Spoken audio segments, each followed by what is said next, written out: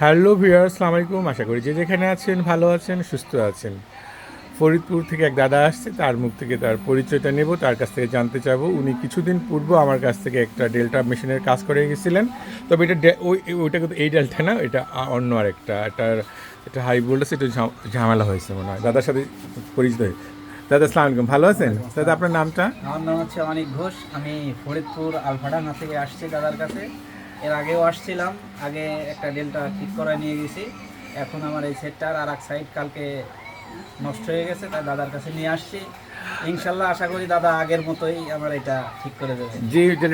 যেই ডেল্টাটা দাদা ঠিক করে দিচ্ছে, ওটা কি চলতেছে? হ্যাঁ হ্যাঁ, প্রেশার সেই অরিজিনাল প্রেশারের মতোই আছে, কোনো সমস্যা নাই। আচ্ছা, খুব সুন্দর আশীর্বাদ চলতেছে। করেন দাদা যেন সবসময় আমি মনোযোগ দিয়ে যেন ভালোভাবে কাজ করে দিতে পারি। ওকে দাদা।